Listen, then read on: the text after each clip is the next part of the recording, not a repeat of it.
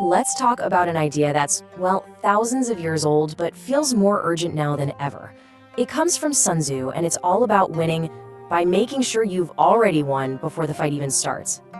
Seriously, what if it is? What if the constant hustle, the grind, that whole just try harder mantra, what if that isn't the secret to success? What if it's just the fast track to burning out? We're all taught that the winners are the ones who fight the hardest, right? The ones who claw their way to the top. But what if the true masters of the game never even let it get that messy?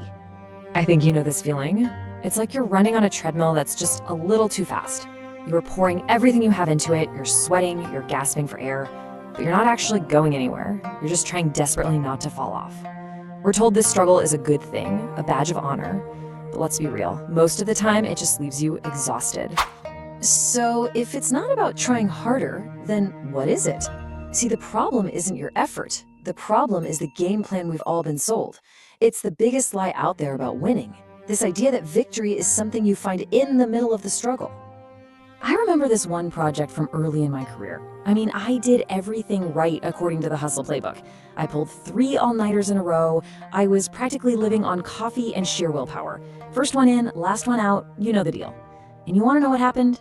We blew the deadline. The work was sloppy, and I was completely useless for a week after. All that effort, it led straight to failure. That was a tough pill to swallow, but it taught me something. Just pushing harder isn't the answer. Okay, so if brute force is out, what's in? Well, Sun Tzu has this completely different approach. It's not about being stronger than your competition. It's about setting yourself up in a way that you just can't lose. It's about building your own invincibility. This quote right here, it changes everything. It tells us to stop looking outward, stop worrying about the competition and all the stuff we can't control.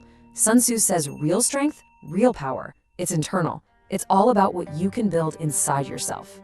And this is not some ancient, dusty philosophy. Just look at how this applies to life right now. You can't control the stock market, right? But you can control your emergency fund. You can't control the next global crisis, but you can take care of your health. You can't control which jobs get automated, but you absolutely can build skills that are uniquely yours. This is your fortress. This is your defense.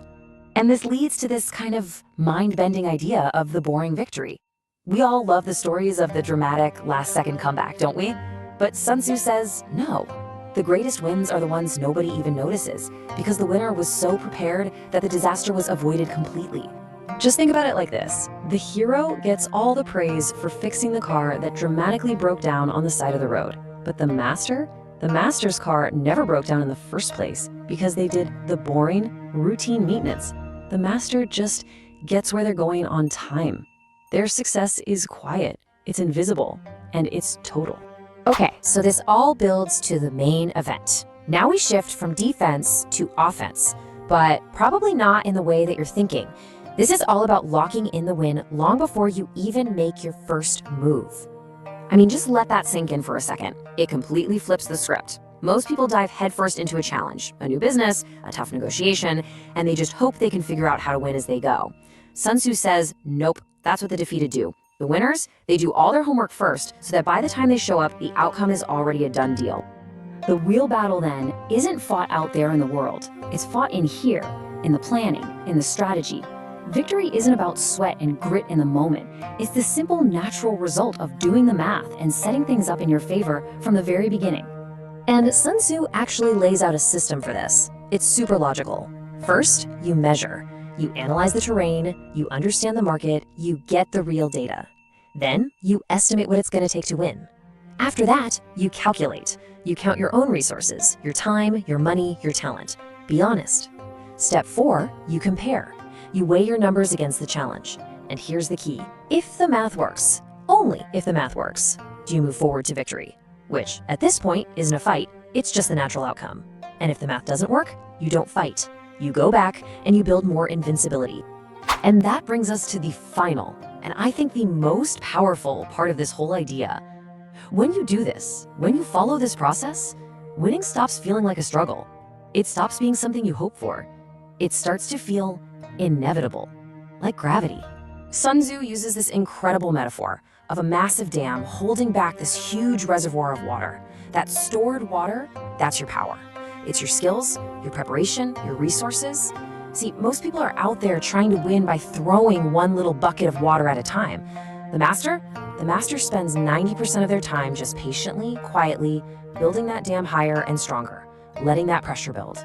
Because when that dam finally opens, that water rushes out with a force that is simply unstoppable. That is momentum. And when you finally make your move, when you launch that business or walk into that negotiation, you're not trying to win.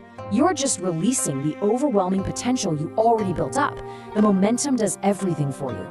It's effortless, it's decisive, and it's final. So I'll just leave you with this one question to think about. What would change for you? In your work, in your life?